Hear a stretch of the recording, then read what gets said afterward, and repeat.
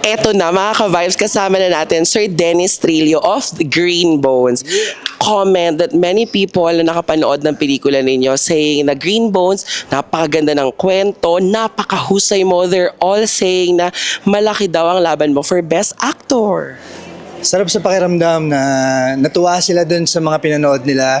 Sana kasabay nun ay nakuha nila yung mensahe talaga na gusto namin iparating. Simple lang yung pelikula, pero yung message niya talaga very universal. Tsaka yung kwento niya talagang kukurot sa damdamin ng bawat manonood, talaga makakapanood sa kanya. Totoo, yung pagkapanood ka at hindi mo masyadong tinutukan, mamimiss mo kung bakit ganoon yung naging hugot ng character ni Dennis sa pelikula, ni Ruru, ayan. Ngayong gabi po ba, syempre kapag ganyan maugong ang pangalan ni Kubay, naghanda ng mga pa-speech, pabulit?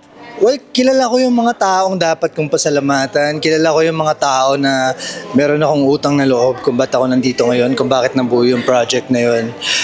Pero ngayon, mas iniisip ko yung pag-enjoy nitong gabi na to. Ayokong magpa-pressure sa kompetensya at pagalingan dahil itong napili yung pelikula namin sa 10 entries ngayong 50th anniversary ay feeling namin tagumpay na yon dahil syempre out of hundreds of films talaga napili 10.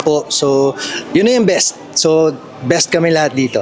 Totoo yan. Kamusta experience mo? Because this is one of the grandest. Like, 50th edition, Sir Dennis, di ba? Parang mula sa MediaCon, sa FanCon, sa Float Parade, tonight, the awards night. Iba siya. Kumbaga, apakalaki niya. Oh, napaka-engrande, napaka-special, lalo na ngayon 50th anniversary, syempre.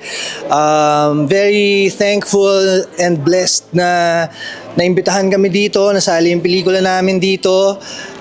Salamat sa lahat ng bumubuo ng MMFF at patuloy lang inaangat yung industriya natin. At natutuwa ako na ngayong taon, mas malaki daw yung kinita ng mga pelikula kumpara last year. So magandang sign yun. Sana magtuloy-tuloy yan sa mga susunod pang taon.